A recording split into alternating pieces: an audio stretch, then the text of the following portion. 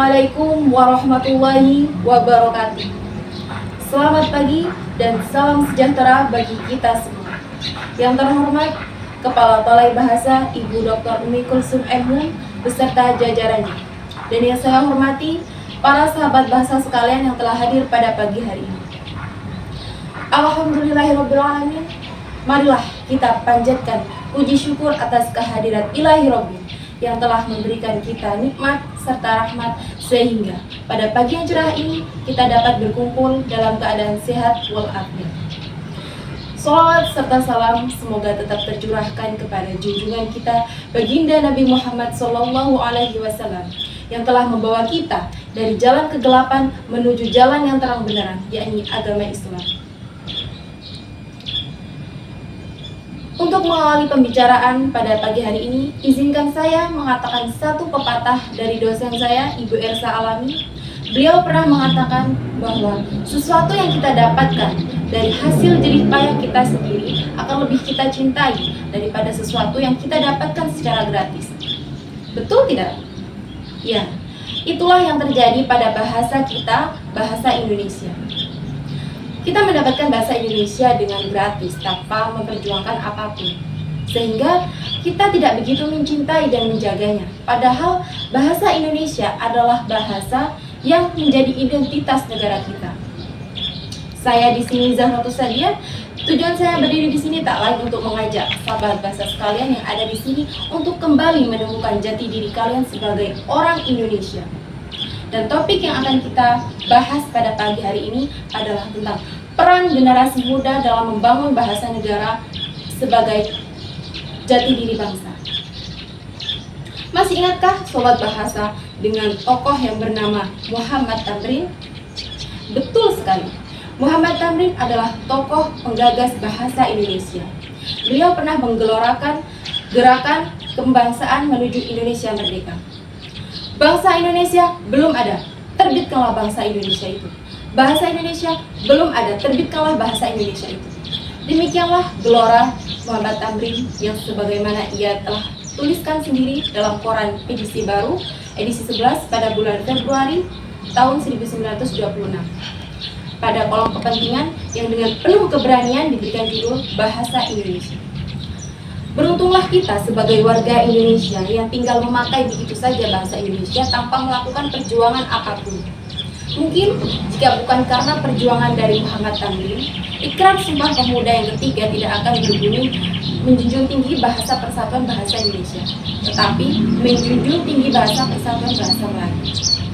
Kita sebagai warga Indonesia harus memelihara bahasa Indonesia sebagai wujud dari penghargaan kita terhadap perjuangan yang dilakukan oleh Muhammad Tamrin untuk memperjuangkan bahasa Indonesia. Caranya dengan menggunakan bahasa Indonesia yang baik dan benar. Akan tetapi, sayangnya di masyarakat tidak menerapkan yang namanya penggunaan bahasa Indonesia yang baik dan benar. Bahkan bisa dikatakan sangat menyimpang. Lebih parahnya lagi, banyak generasi muda yang berada dalam ruang lingkup pendidikan itu belum menerapkan penggunaan bahasa Indonesia yang baik dan benar, sehingga mereka masih merasa kebingungan bagaimana cara mengirim pesan kepada dosen atau pada teman sebayanya. Kita sebagai warga Indonesia harus memelihara bahasa Indonesia sebagai wujud dari penghargaan kita terhadap perjuangan Muhammad Tamrin yang dilakukan untuk menggagas bahasa Indonesia. Caranya dengan menggunakan bahasa Indonesia yang baik dan benar. Akan tetapi sayangnya dalam praktiknya di masyarakat mereka masih dikatakan sangat menyimpang dalam penggunaan bahasa Indonesia. Apalagi masih banyak generasi muda sekarang yang tidak menggunakan bahasa Indonesia yang baik dan benar. Padahal generasi muda itulah yang menjadi harapan bangsa untuk memperkenalkan kepada masyarakat bagaimana menggunakan bahasa Indonesia yang baik dan benar. Dalam pernyataan Sumpah Pemuda yang ketiga dinyatakan bahwa kami putra dan putri Indonesia mengaku menjunjung tinggi bahasa persatuan bahasa Indonesia. Dari pernyataan tersebut, kita sudah tahu bahwa bahasa Indonesia itu harus diletakkan lebih tinggi daripada bahasa lain yang ada di Indonesia, baik itu bahasa daerah sendiri atau bahasa asing. Dengan perkembangan yang ada saat ini, jangan sampai membuat kita melupakan bahasa Indonesia. Penggunaan bahasa gaul, bahasa asing yang kemudian diadopsi oleh masyarakat Indonesia yang digunakan dalam percakapan sehari-hari, itu membuat kita jauh kehilangan jati diri kita sebagai orang Indonesia. Lalu di mana letak rasa bangga kita terhadap tanah air kita? Saudaraku, sobat bahasa yang saya sayangi, sekarang ini kita hidup di zaman yang serba sudah berkembang. Dampak perubahan globalisasi mulai begitu tampak pada kalangan generasi muda. Seperti yang sobat bahasa alami sekarang ini. Semakin canggih teknologi, maka semakin berat pula tantangan-tantangan yang akan kita hadapi ke depannya. Salah satunya adalah penggunaan bahasa Indonesia, yang tentunya harus dituntut baik dan benar. Sobat bahasaku yang saya sayangi, sekarang ini kita hidup di zaman yang semuanya sudah serba berkembang. Pengaruh globalisasi mulai begitu tampak di kalangan generasi muda, seperti yang sobat bahasa alami sekarang ini. Semakin canggih teknologi, semakin berat pula tantangan-tantangan kedepannya yang akan kita hadapi. Salah satunya adalah penggunaan bahasa Indonesia yang tentunya harus dituntut baik dan benar. Sekarang ini banyak sekali bahasa-bahasa baru yang bermunculan, yang bahkan anak remaja sendiri tidak tahu apa bahasa sebenarnya yang mereka ucapkan.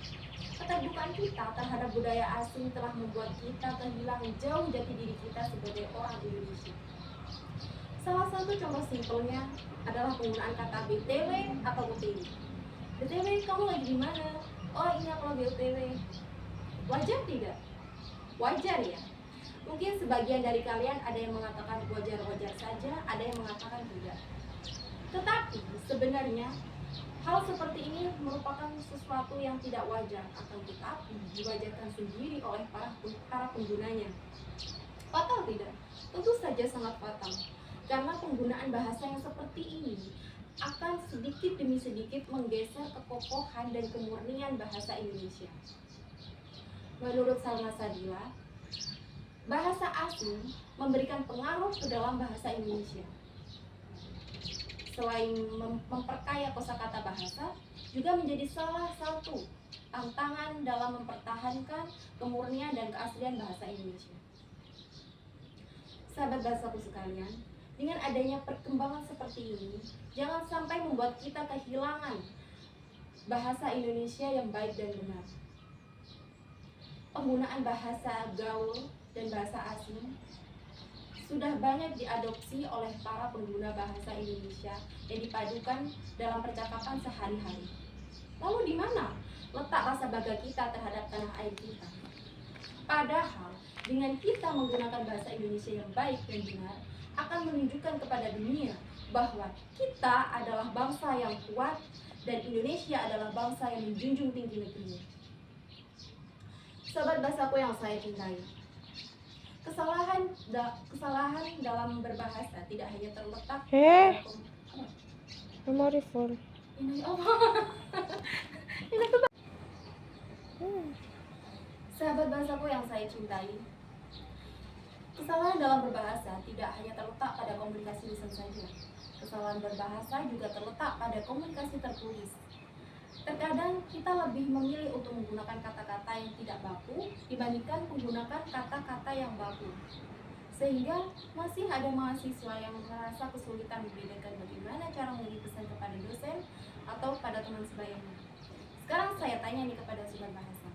Menurut sobat bahasa, bahasa Indonesia yang baik itu seperti apa? Dan bahasa Indonesia yang benar itu seperti apa? Ada yang tahu? Ya, menurut Kak Adi Syaiful Mukhtar, bahasa Indonesia yang baik itu bahasa Indonesia yang mempertimbangkan aspek situasi, mitra, lokasi, sarana, dan pokok bahasa. Lalu bahasa Indonesia yang baik, lalu bahasa Indonesia yang benar adalah bahasa Indonesia yang mempertimbangkan aspek kaidah kebahasaan. Jadi, ketika seseorang telah menggunakan bahasa Indonesia yang sesuai dengan situasi, kemudian mitra, kemudian lokasi dan sarana, maka orang tersebut dapat dikatakan sebagai pengguna bahasa yang baik. Jadi, gunakanlah bahasa Indonesia yang sesuai dengan situasi, entah itu resmi atau tidak resmi.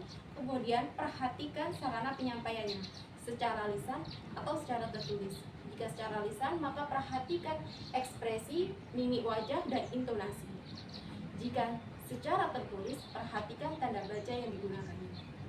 Kemudian ketika seseorang menggunakan bahasa Indonesia yang sesuai dengan kaidah kebahasaan, maka orang tersebut sudah dapat dikatakan sebagai pengguna bahasa yang benar. Lalu, kaidah kebahasaan yang dimaksud itu apa saja? Ada ejaan, diksi, kemudian punktuasi atau tanda baca.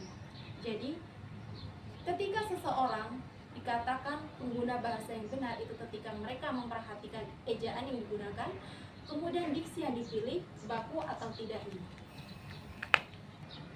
Jadi marilah saya, Sobat Bahasa, dan seluruh generasi muda yang ada di Indonesia, mari kita perbaiki lagi penggunaan bahasa Indonesia kita.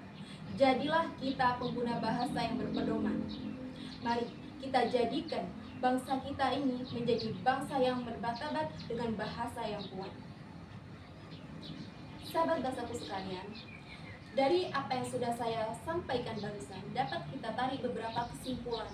Yang pertama, dampak dari perkembangan zaman terhadap bahasa Indonesia. Dan yang kedua adalah penggunaan bahasa Indonesia yang baik dan benar. Ada beberapa dampak yang dipengaruhi oleh perkembangan zaman terhadap bahasa Indonesia. Yang pertama, jarangnya pengguna bahasa Indonesia yang menggunakan bahasa Indonesia yang baik dan benar.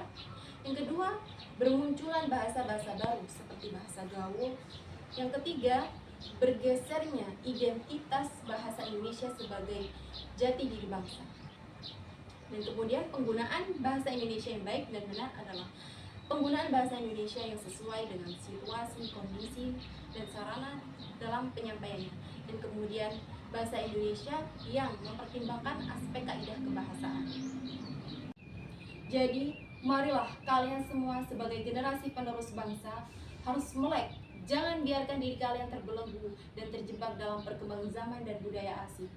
Bangkitlah kembali, semangatlah layaknya para penggagas Sumpah Pemuda pada zaman dulu yang berikrar menjunjung tinggi bahasa persatuan bahasa Indonesia.